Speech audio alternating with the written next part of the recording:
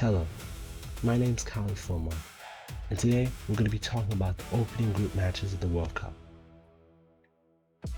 Today we're going to start with Mexico versus South Africa, which was the opening game for the World Cup that happened at the Estadio Azteca in Mexico City. Now, this was a game that I was trying to hate watch Mexico in. However, things wouldn't go to plan, as Julian Quinones would open the scoring early for Mexico. After that, South Africa's Sefefolo Sithole would get sent off in the game. He would be the first of two South African players to get sent off, as Stemba Zwane got sent off later in the match despite being a substitute, and Mexico's Cesar Montes, who was their captain, would get sent off in stoppage time, meaning that there were 3 red cards in the opening group stage match for the World Cup. After that, South Korea faced Czech Republic at the Estadio Akron in Zapopan. Although the Czechs would take the scoring and go 1-0 up, South Korea's Hwang In-byum and On Hyun-ju would score to complete the comeback and make the game 2-1. So, Group A, the first 2 matches of the World Cup were done. The next day, Canada played their opening group stage match, which was only the 3rd time in their history that they'd qualified. Only this time it was as hosts. They played this match at the BMO Field in Toronto.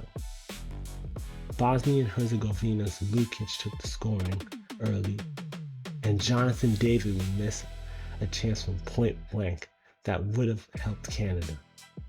Thankfully, Canada's Kyle Larin came off the bench as a super sub and equalized to make the game 1-1 and give the Canadians their first ever point after 36 years. In other group stage matches in Group B, Real Embolo would score a penalty for Switzerland. However, the Qataris would force an own goal to get their first ever World Cup point.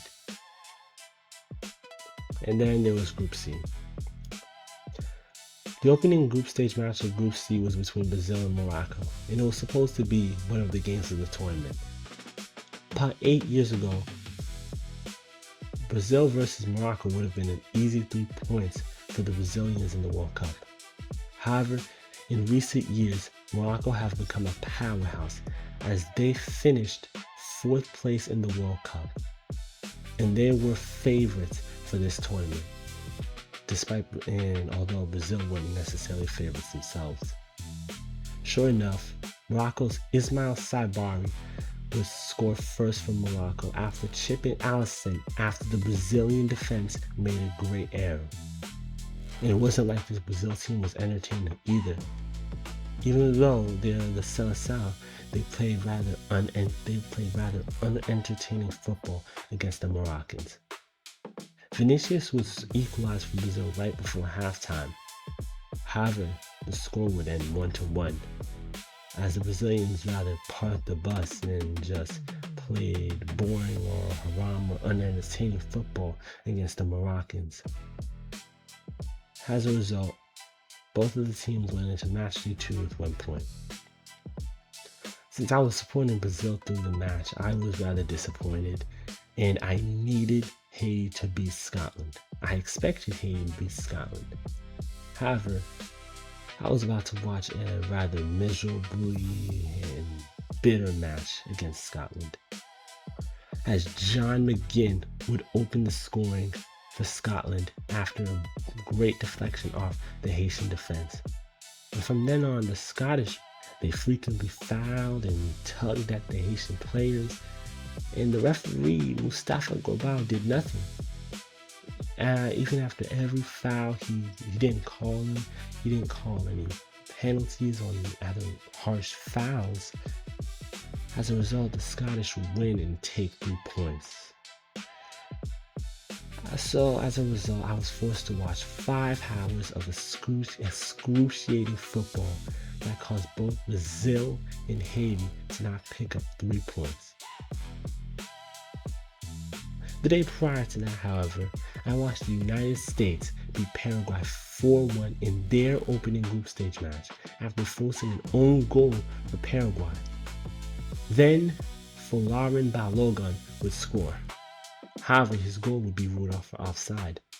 But that wouldn't stop him, as he got 2 more goals to make the game, to put the United States up. Paraguay would score in Los Angeles. However, Giovanni Reina would score a stoppage time goal to help the United States win 4-1. And then Australia versus Turkey happened. Going to this tournament, Turkey were dark horses. In fact, they were my favorites to get out of the group. However, the Australians had other plans for the Turks, as they had won 2-0 and played haram football, or parked the bus, or just played defense completely against the Turkish national team. As a result, that gave them the 2-0 win and 3 points. Following this game, the Group E matches happened.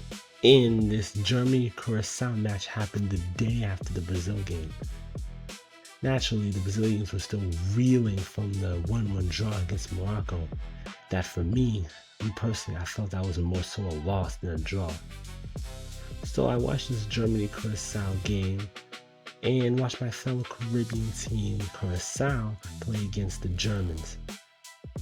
In a rather, well, I wouldn't say unempathetic for them, as after the Germans scored, Curaçao's Comencia would score an equalizer. The people of Curaçao were in a frenzy. They were excited. However, the Germans would quickly bounce back, and they would score 6 goals against Curaçao to make the game end 7-1. This was Germany's second 7-1 win in 12 years. So this gave the Brazilians something to be bitter about, as Germany beat them 7-1 at their own home stadium. So they got flashbacks. The next game was Ivory Coast against Ecuador. During this game, both goalkeepers had a good game. However, it was the Ivory Coast that would edge out more, as they would score a stoppage time goal through Amad Diallo in Philadelphia. Following this, the Netherlands would face Japan in Arlington, Texas. Virgil van Dijk would open the scoring for the Netherlands after a goalless first half. However, Japan's Nakamura would score the equalizer. The Netherlands' Serenskio Somerville would score for the Netherlands to put them 2-1 up. However, Japan's Kamada would score another equalizer to make the game end in an entertaining 2-2 draw. Then, Sweden faced Tunisia. Now, I actually expected Tunisia to win this game. However, I was rather proven wrong, because Sweden beat Tunisia 5-1. As a result, I put them at the top of the group, as they had 3 points and a +4 GD, while Tunisia were at the bitter bottom. And then there was Group G. In this game, Egypt took the scoring early in Seattle. However, Romelu Lukaku would come off the bench, and after less than 30 seconds on the field, he would force an own goal. Although the goal was originally counted for him, it was later revealed that an Egyptian player scored an own goal. It didn't matter, as they still got a point in a 1-1 draw. And then one of the most entertaining matches of the FIFA World Cup happened. New Zealand versus Egypt.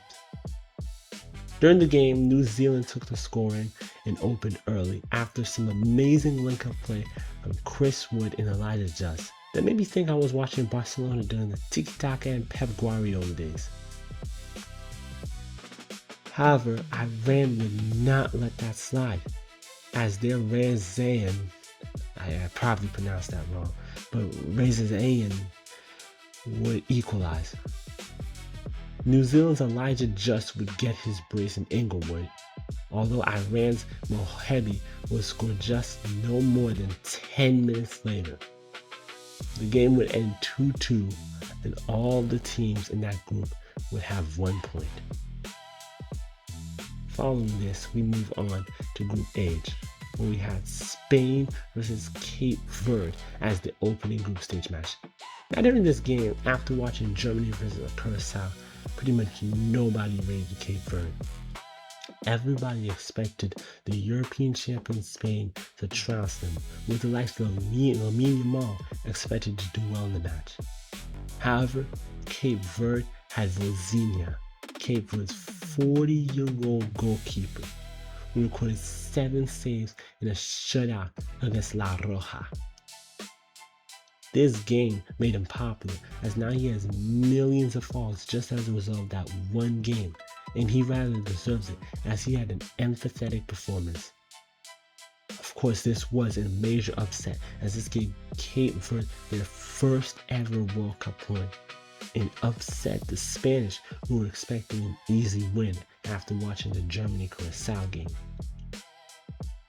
Goalkeepers showed up again, as Saudi Arabia's goalkeeper had a great performance against Uruguay. However, Maxi Araujo of Uruguay, I believe, scored an equalizer that made the game 1-1. As a result, yet again, as a result of some great goalkeeping performances, all the teams in the World Cup group had 1 point after match day 1. Moving this, we go into Group I, which for me is the group of death. Was the group of death at this World Cup. During this game, we had France versus Senegal, one of the games of the tournament as an opener.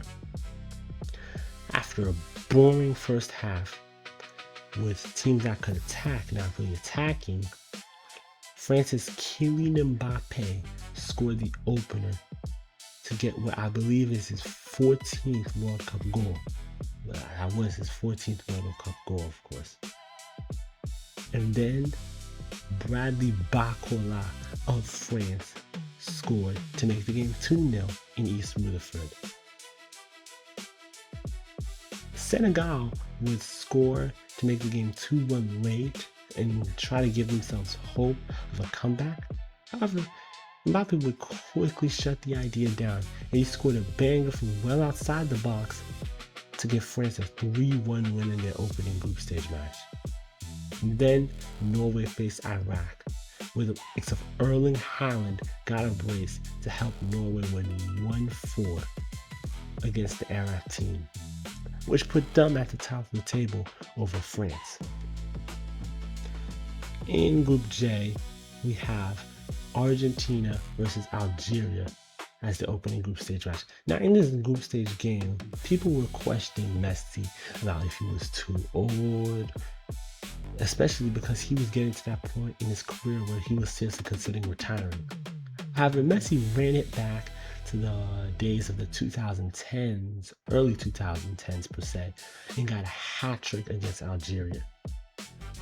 This put him on track to be the World Cup's all-time top scorer as he equaled Miroslav Klose's 16-goal record.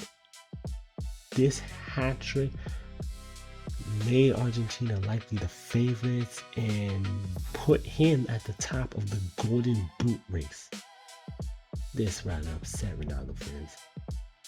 And then Austria would face Jordan and would win 3-1 after goals from Schmid, an own goal from Jordan's Al-Arab, and a penalty goal from Marko Anadovic late in the game. In Group K, João Neves, despite the fact that he's very short for his age, he's probably 5'6", João Neves would score a header. And everyone expected Ronaldo to perform in this game after watching the performance against Messi the prior day. However, the DR Congo would shock the Portuguese as their Yohan Wissa would score an equalizer in Houston, and that would basically be the end of the game. Ronaldo never got his goal, and the game ended 1-1, which gave DR Congo their first point after a 52-year absence. In other news, Colombia faced Uzbekistan in their opening group stage match that happened in Mexico. Uzbekistan would score, but Munoz, Diaz, and Campas would score for the country to give Colombia a 1-3 win and put them at the top of the table. Lastly, in Group L, England faced Croatia in what was a revenge match for what happened in 2018 when the Croats knocked out the English in the World Cup semifinal in 2018. Harry Kane would do what Harry Kane does best and got a brace in the game against Croatia, while the likes of Jude Bellingham and Marcus Rashford would score too. Croatia's Batuna and Musa would score in Texas, but England would win 4-2. In the Ghana-Panama game, Yarenki, I believe that's how his name is pronounced, would score in Toronto to give Ghana a 1-0 win over Panama in their return to the World Cup after And that is the end of group stage matches for match day 1, as there are 48 teams and those are all 24 matches. Probably sometime at the end of this week, I'll release a new video, actually new videos on match day 2 and match day 3 on this World Cup. Thanks for watching, and I'll see you then. Bye.